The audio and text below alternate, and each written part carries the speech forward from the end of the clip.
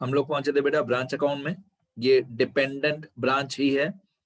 Dependent branch में मैंने question 1 और 2 बता दिया। ये 5 नंबर है मैसर्स पारस इलेक्ट्रिकल्स वाला।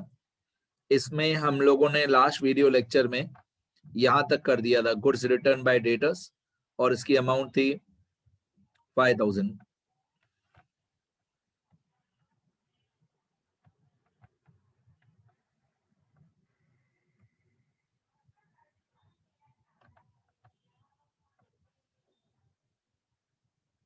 4000 गुड्स रिटर्न बाय डेटर्स, इसकी अमाउंट थी 4000।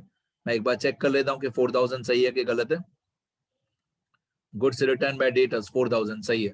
एक ट्रेडिंग अकाउंट में क्रेडिट और एक डेटर्स अकाउंट में क्रेडिट बाय सेल्स रिटर्न। यहां तक हमने किया था लास्ट वीडियो में।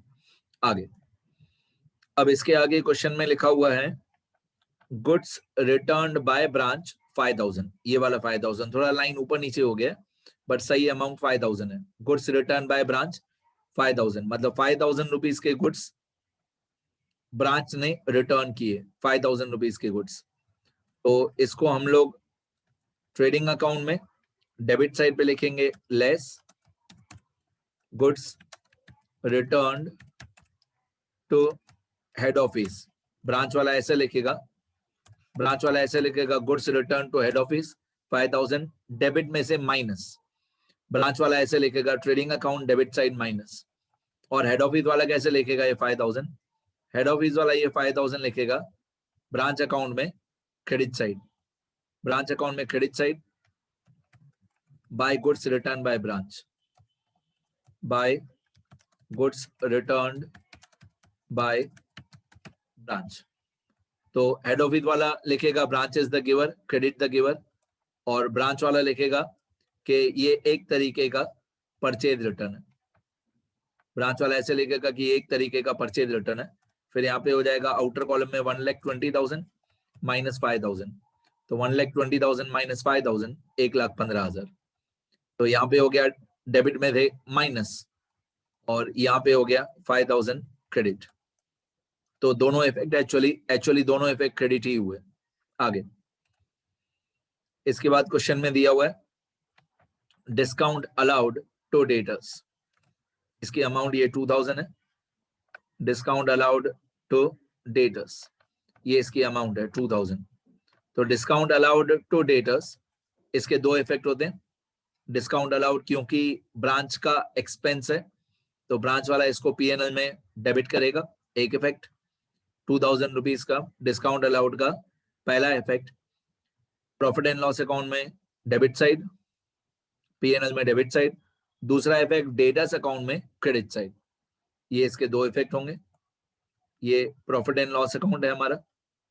प्रॉफिट एंड लॉस अकाउंट में डेबिट साइड 2000 टू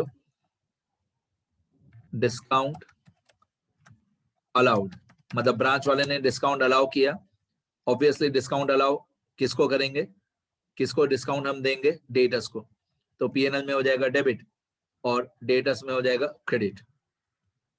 डेटर्स में credit 2000 bye discount allowed, bye discount allowed 2000। तो दोनों इफेक्ट क्योंकि सेट 2 में है, तो एक डेबिट होगा एक क्रेडिट होगा। आगे इसके बाद आप लोगों को क्वेश्चन में क्या दिया हुआ देखो।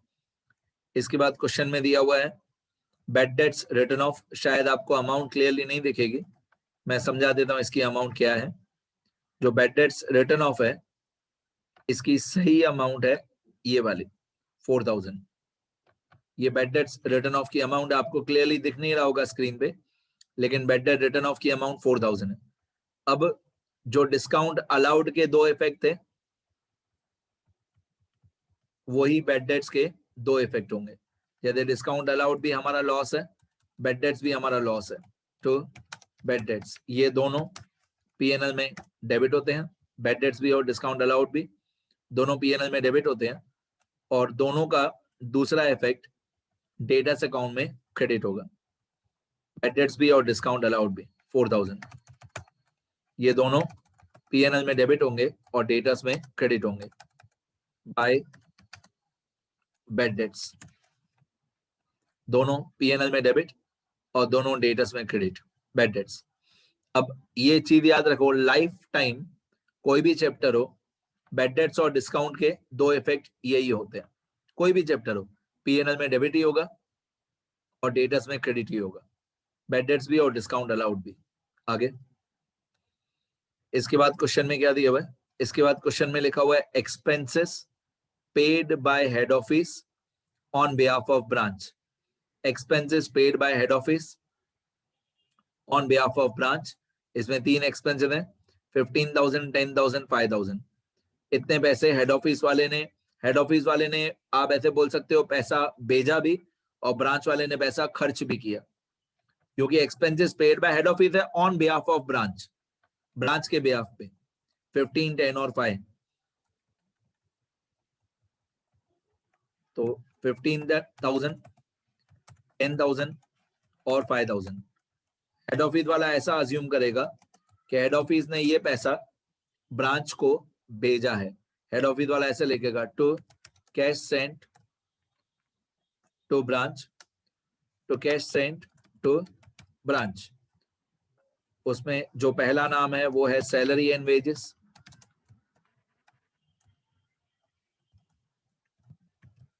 पहला नाम है सैलरी एंड वेजेस 15,000, दूसरा नाम है रेंट एंड रेट्स, फिर अदर एक्सपेंसेस 10,000 और 5,000, रेंट एंड रेट्स और अदर एक्सपेंसेस।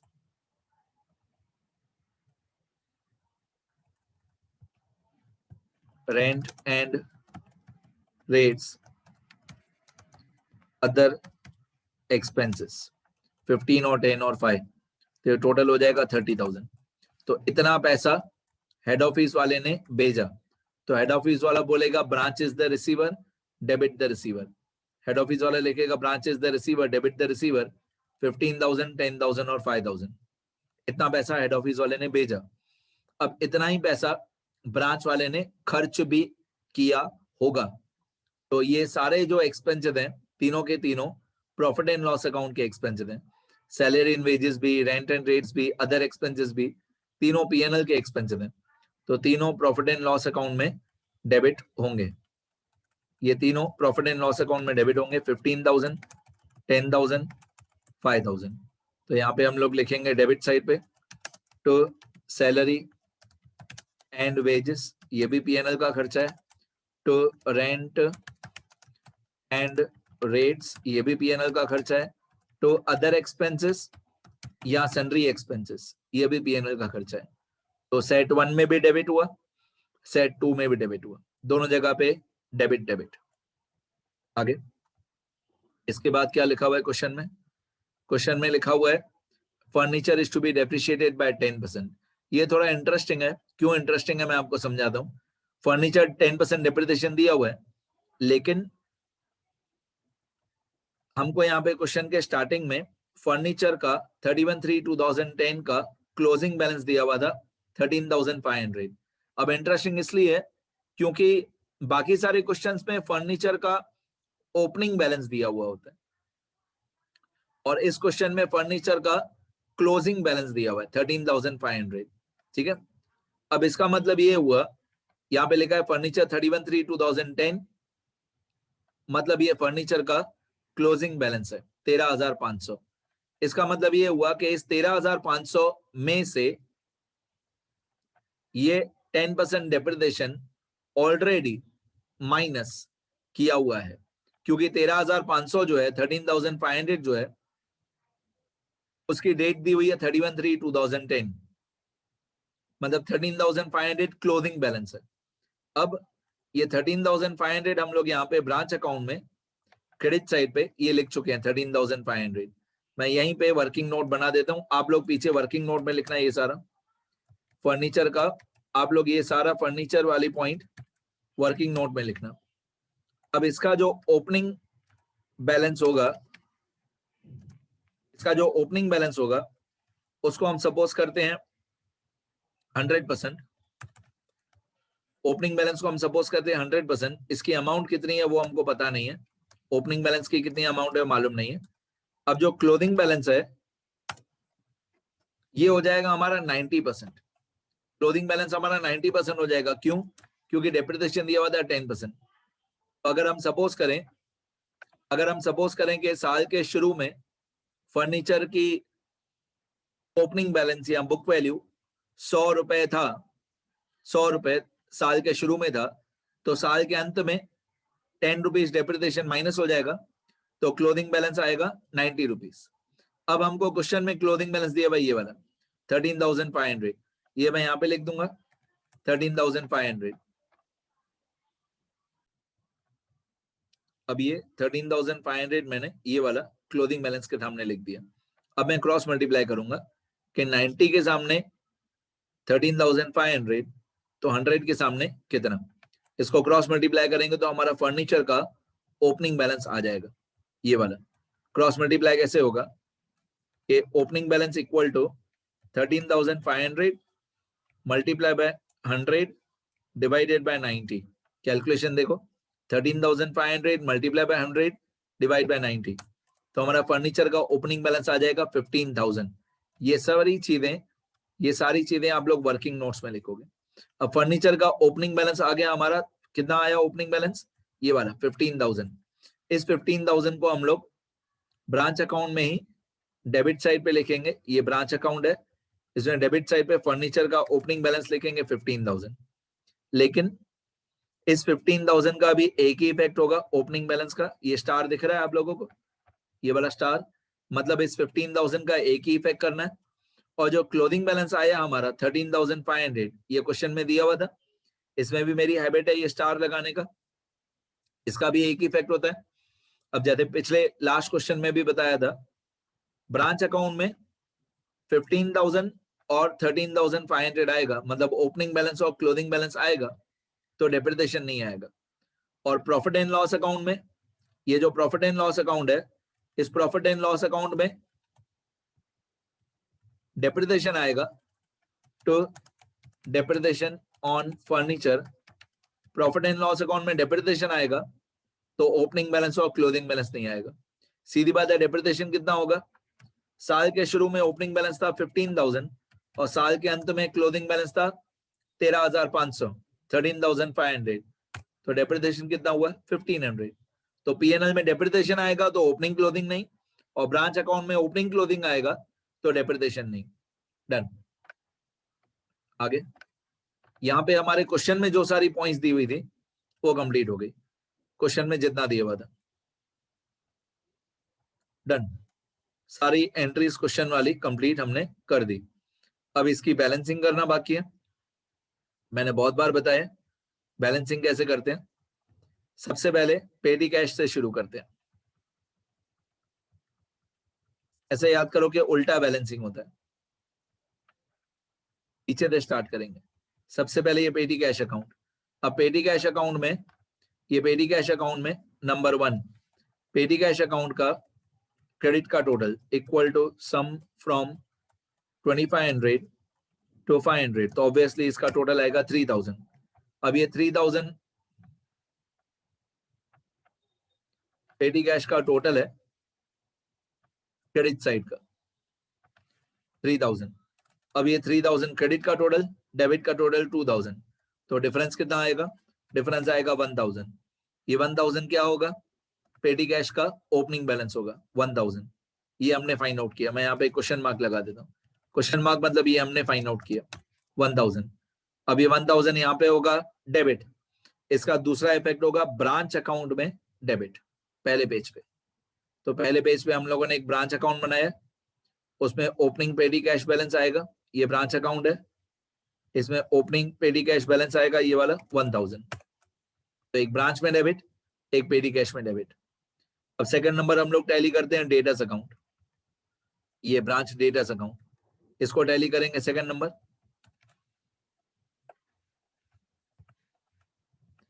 अब डेटर्स में पहले क्रेडिट साइड का टोटल, कोई भी साइड से शुरू करो, ऐसा कोई प्रॉब्लम नहीं है, डेबिट साइड से भी शुरू कर सकते हो। पहले क्रेडिट का टोटल, हमेशा डिफरेंस निकालना तो आपको मालूम है, बड़े टोटल में थे छोटा टोटल माइनस करना है। तो एक क्रेडिट का टोटल आया 152 400। अब क्रेडिट के टोटल में से डेबिट का टोटल 122 400 माइनस कर देंगे, तो डेटर्स में भी ओपनिंग बैलेंस हमारा बाकी है डिफरेंस 150 to 400 माइनस 120 to 400, तो डिफरेंस आएगा 30,000। ये डेटर्स का ओपनिंग बैलेंस है 30,000, तो ये 30,000 यहाँ पे हुआ डेबिट। तो इसका दूसरा इफेक्ट होगा ब्रांच अकाउंट में डेबिट। ये ब्रांच अकाउंट है, इसमें डेटर्स ओपनिंग बैलेंस यहाँ पे 30,000 डेबिट हो जाएगा। ओपनिंग एसेट्स, ये सारे ओपनिंग एसेट्स हैं हमारे, opening stock, debtors, furniture, opening पेटी कैश, ये सारे हमारे एसेट्स के ओपनिंग बैलेंसेस हैं। तो डेटर्स में 30,000 फाइंड आउट किया ओपनिंग बैलेंस, फिर उसको यहाँ पे लेके आए ब्रांच अकाउंट में। फाइंड आउट डेटर्स में किया, फिर लिख दिया यहाँ पे ब्रांच अकाउंट में। दो इफेक्ट हो गए 30,000 के। अब मैं आपको ये बता देता हूँ कि ये जो डेटर्स अकाउंट होता है, क्योंकि डेटर्स अकाउंट इस क्वेश्चन में पहली बार आया, तो मैं 4 अमाउंट्स को टिक कर देता हूं या अलग कलर कर देता हूं। एक ओपनिंग बैलेंस, एक क्लोजिंग बैलेंस,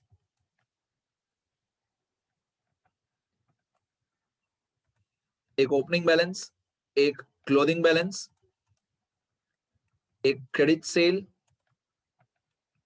और एक cash received from debtors. In 4 amount में से हमेशा कोई भी 3 अमाउंट दी हुई होगी, और ऑब्वियसली इन 4 में से हमेशा 3 अमाउंट दी होगी और कोई भी एक अमाउंट मिसिंग होगी।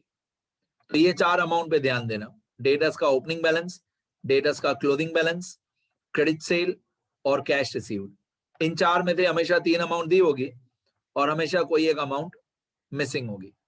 अब इन चारों का दूसरा इफेक्ट याद कर लो। जैसे डेटर्स का ओपनिंग बैलेंस, यहाँ पे भी डेबिट और पहले पेज पे ब्रांच अकाउंट में भी डेबिट। डेटर्स का क्लोजिंग बैलेंस, ये वाला डेटर्स का क्लोजिंग बैलेंस, यहाँ पे भी क्रेडिट और पहले पेज पे ब्रांच अकाउंट में भी क्रेडिट। कैश रिसीव्ड, यहाँ पे भी क्रेडिट और पहले पेज पे ब्रांच अकाउंट में भी क्रेडिट।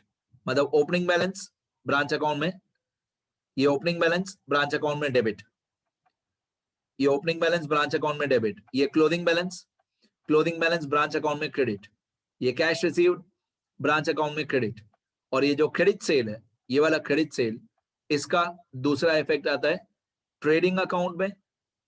ट्रेडिंग अकाउंट में क्रेडिट साइड मैं दिखा देता हूं, ये ट्रेडिंग अकाउंट में credit side by credit sale 120 to 400। तो ये जो चारों एंट्रीज का मैंने बैकग्राउंड कलर चेंज किया, ये 4 एंट्रीज इंपॉर्टेंट होती है और हमेशा इन 4 में से 3 एंट्री दी होगी और चौथी अमाउंट मिसिंग होगी। तो आपको इन चारों का दूसरा इफेक्ट पता होना चाहिए। अब कौन सी एक अमाउंट मिसिंग होगी वो मुझे पता नहीं, वो अलग अलग क्वेश्चन में अलग अलग होगी। आगे इसके बाद branch trading account, branch trading account number 3। अब इसको हम लोग टैली करेंगे। चेक कर लेना कोई अमाउंट इनर कॉलम में ना रह जाए। 1,20,000 माइनस 5,000 1,15,000, ये 2,04,000 माइनस 4,000 2 लाख। तो याद रखना कोई भी अमाउंट इनर कॉलम में ना रह जाए। अब इसको टैली करेंगे ब्रांच अकाउंट को, तो ये क्रेडिट का टोटल 2,20,000,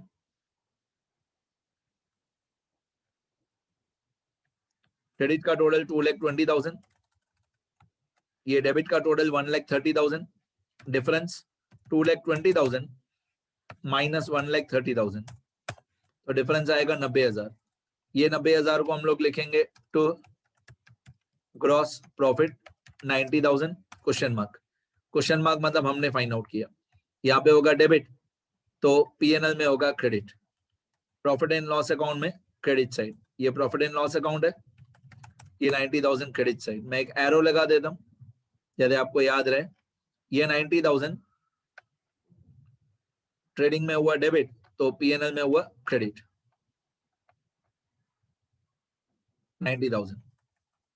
क्या लिखेंगे इसको, बाय ग्रॉस प्रॉफिट 90,000। अब पीएनएल को टोटल करेंगे, टैली करेंगे। पीएनएल का टोटल क्रेडिट साइड का तो सीधा सीधा दिख रहा है, एक ही अमाउंट है, तो पीएनएल का क्रेडिट का टोटल है 90,000। अब ये क्रेडिट का टोटल है 90,000। अब 90,000 क्रेडिट का टोटल, अब डेबिट का टोटल 40,000, तो डिफरेंस आएगा ऑब्वियसली 50,000। ये 50,000 हमारा नेट प्रॉफिट है, ये 50,000 हमारा नेट प्रॉफिट है, इसको बोलेंगे to net profit question mark. ये हमने फाइंड आउट किया। अब अच्छी बात क्या है कि यही 50,000 हमारा same net profit branch account में भी यही आना चाहिए 50,000। अब ब्रांच अकाउंट में जाएंगे, ये ब्रांच अकाउंट है हमारा, इसका टोटल करेंगे।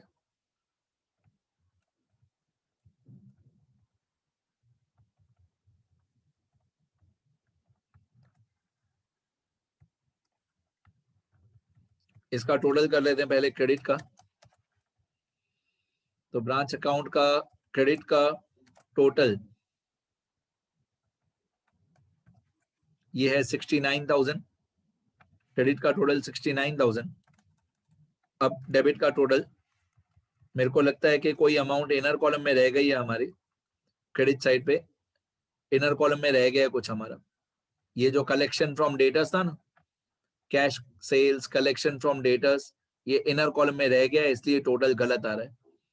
Cash receive directly from debtors ये 0 है, और बेटर रिकवरी भी 0 है, ठीक है।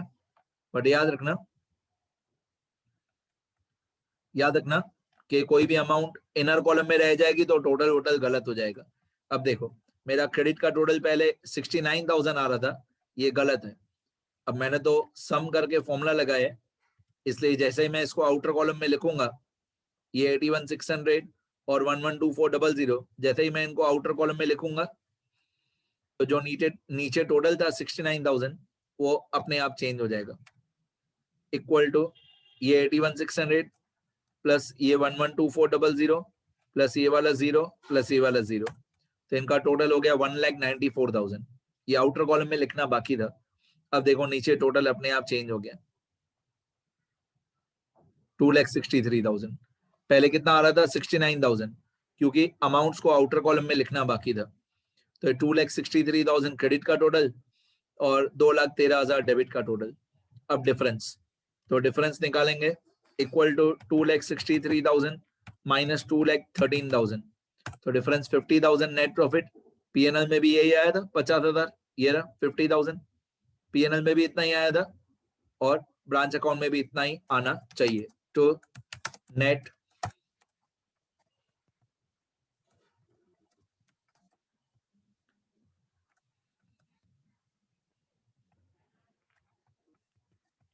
तो नेट प्रॉफिट 50,000 सेम आना चाहिए नेट प्रॉफिट। अब एक बार पूरा स्क्रॉल कर दूंगा आंसर ऊपर से लेकर नीचे तक, क्वेश्चन भी। तो अगर आपके पास क्वेश्चन भी नहीं हो तो क्वेश्चन भी लिख सकते हो। हर साल क्या होता है, सिर्फ क्वेश्चन नंबर ऊपर नीचे होता है, बाकी पारस इलेक्ट्रिकल्स नाम हमेशा सेम होता है, अमाउंट हमेशा सेम होती है, सिर्फ नंबर चेंज करते रहते हैं लोग, फिर बोलते हैं न्यू एडिशन है। चलो कोई बात नहीं, हमको अपनी पढ़ाई से मतलब है। ये क्वेश्चन है,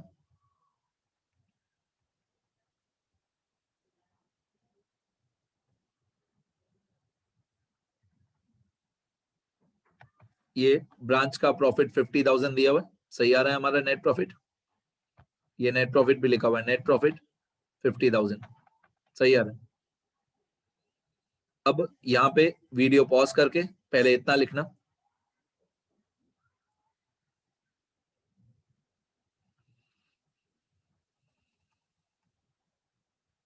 फिर ये वीडियो पॉज करके लिखो, इतना लिखो, फिर ये वाला पोर्शन लिखो। अब एक एक अकाउंट करके लिखते जाना। ये ट्रेडिंग अकाउंट लिखो, ट्रेडिंग अकाउंट,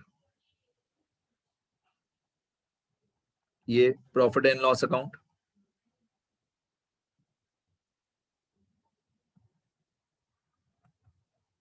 ये ब्रांच डेटर्स अकाउंट,